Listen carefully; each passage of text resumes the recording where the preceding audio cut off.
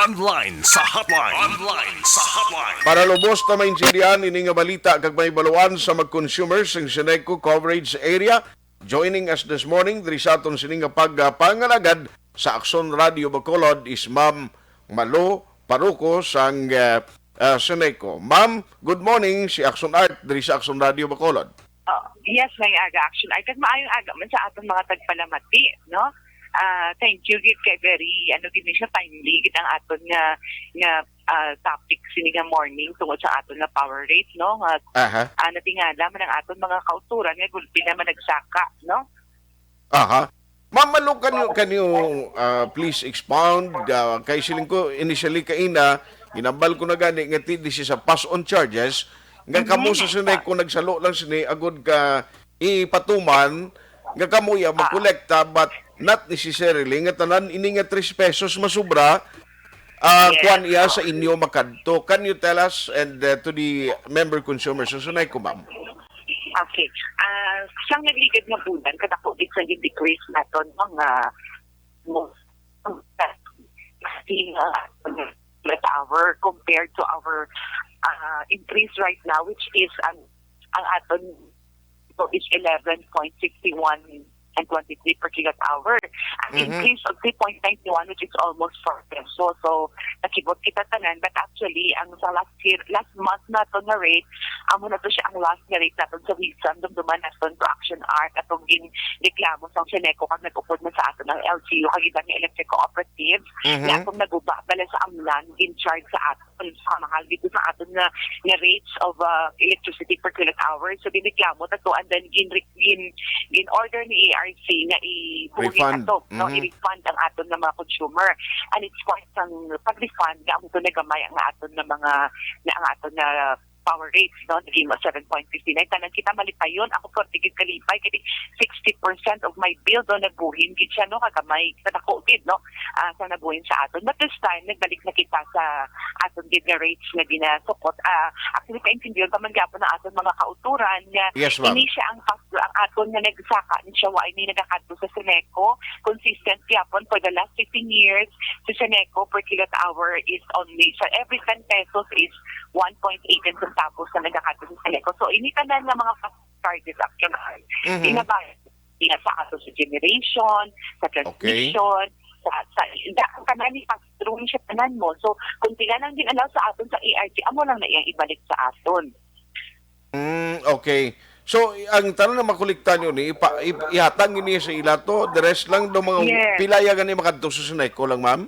Sa kada 10 pesos, sa kada piso, galing. Sa kada piso, ang nakadto sa Ceneco is 1.18 centavos. Amo na siyang aton. Amo na siya bilang aton. Nga kung saan pa amo na gina-allow sa ERC nga ginansyahon naton para sa bilog ka na operation. So that's consistent for the past 15 years na siguro or mga more or less kapit na 20 years, no? So all of these charges na ginahatag sa aton generation, transmission, systems was charged, mga feed-in tariff, tanan ni nagabalik ni siya sa aton sa generation, bayad ni naton sa generation. Kung sa batman sang aton, kung balik man ni sa aton gobyerno. So ang aton lang gid siya, aton lang gid nagnakuha, isa mo na siya ang 1 peso and 18 centavos na aton na na ginansya para sa aton Operations Action Art. So it doesn't mean na kung nagmahal na siya, in pamahalan ni Ceneco ang iyang rate because tanan nga rate, ginaagi gina-approve sa ERC, hindi pwede nga mapagusto lang kita.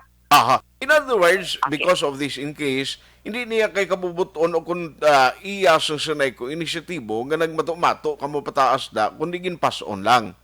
Yes, hindi pwede because every month may billing man sa aton ng aton nga transmission, ng aton generation, ara man nadatanan ang bill. So kung ano man ang ilagay ng sukot aton, man ipass on sa aton consumers.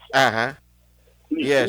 Pero ano ma'am, ang natabo subong ang sitwasyon mas mahal pa ang residential rate to commercial rate o dalahig ang commercial rate diri nga mag-increase man? Actually kung maglantaw kita Action Art kung sa rates mas mas barato ng tawon ang mga commercial natin.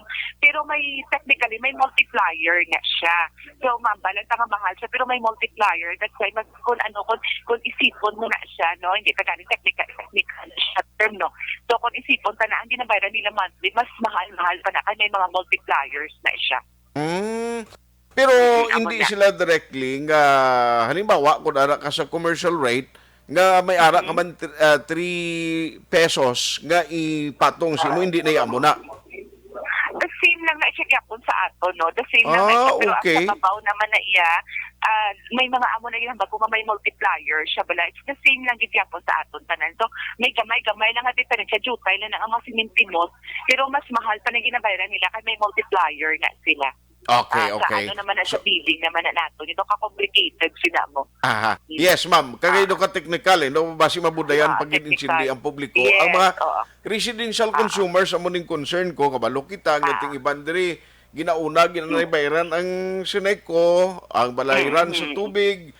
Bangod gati Yes. hindi man luyag nga mautdan mo no kay Yes, sa gusto oo. to sa hindi man na pwede nga irason mo yung pandemic hindi kaya kapigado ka nga way kinugbayad gati karon po tutikoy man ang guwasong kooperatiba. Yes, oo. Actually, sa bilog ng electric cooperative sa Bugos na Pilipinas, si Ceneco ang pinakalinya during the pandemic. Kaya actually, ang iban gali ang electric cooperative, naghatag lang sila sang consideration when the ERC ordered and nag-order ang nag-issue ang order sa ERC nga may hindi ta pwede kautod, no? That was Okay. last year. Pero kami, pagsugod sa pandemic, pag March, August pa kami nagsugod pang utod. August pa. So, ako na nagasalam ang bill sa mga consumers nato. Because that, gid kita, nag-consider gid kita Okay. ang pandemic during that time. Oo. Even ang Nuseco, kag Nuneco, nagsigi sila yung pang-utod, no? Kag pang-disconnect sila during the pandemic. Ma'am, ano ni siya man? Sa breakdown bala sang charges, kami ka pamangkot, siling ginapas on na pagigali ang real property taxes sa consumers. Ano na siya? Ay, okay, sir. Ang real property taxes natin, sir, amo na ni siya, may kaso ni siya, action art mo actually, wala ka ni sa una nagbayad sa government, itungod nga, naton nga, ang electric cooperative is, siya sa taxes.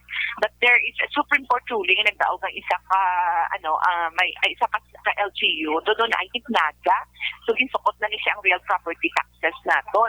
Okay. So, hindi pa the action art nga, hindi natin pag i-tax on, kasi wala man siya natin madala sa aton na rate pa ang aton na real property tax.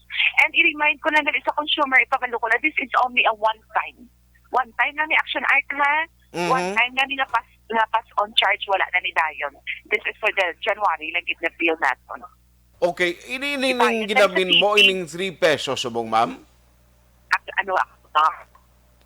Ang sa real property tax? Yes, sorry ma'am. No, sorry kayo daw na cut off, nag-intermittent ang signal mo. You were saying nga sa RPT. Hello, sir. Ang sa real RPT natin, ang real property tax, again, natin, yung sukot natin sa consumer is 20 centavos, almost 20 centavos per kilowatt hour. One time na rin siya, sir, action art at bayan na rin sa city. Kahit mo nagkasuhay mo, ang city sukot na, and man, Okay. because of the Aha. nila. And then si City man, nag-arrange man, di ba, gina-issue man nga si City, wala gabayad. I think may agreement na sila nga both parties magabayad na kung ano man ang mga Obligasyon na isa kag isa. Okay. So anyway, pero kung ako maglantaw, tining pass on charges nga pasa sa inyo nga kamo man ang manukot sa consumer, resulta man ni gyapon ma'am sang train law tax ba lang hindi gid maibitar. Resulta si sa iperal. Resulta man sang ipera law kag tanan na lang nga charges ang gobyerno kiti ang mga generator sang power to karon kung nagagamit sang coal to nga ginakwaan ta kundi kung nagtaas ang coal to sa taxation kundi dako man nga sibuyas Mumbai. Yes. Amo na ang katabot. Subong mahal pa nga dahil subong ang gasolina. Pagid lang daw ang consumers wala at the losing end kita permi kay ang tanan-tanan ginapass on sa aton, no? Even kami nga mga employees ng Ceneco, kami gani agwanta man kami kay part ang amo nga salary nila. So pagka automatically. So, ang ibang libre ka mo, no? Hindi kami libre, ha? Gabayad din kami. Okay. Kami git an example sa pump payment.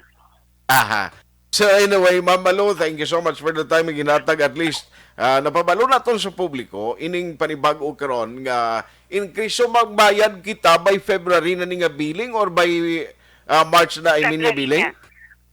action at February ni. We don't know pa sa aton na March. March, Dapat okay. may March 15. Oo. So every month, hindi kita confirm kung pila gid ang aton rate because depende naman na sa aton nga generation, sa transmission. Okay. So amo na siya. Okay, Action Art. Thank you, Gid. Salamat, Bye. Ma'am Malou. Thank you, Action Art. God bless. Thank you sa aton NCO. Thank you, Gid. Salamat, Gid. Good morning. Good morning. Action Hotline. Si Ma'am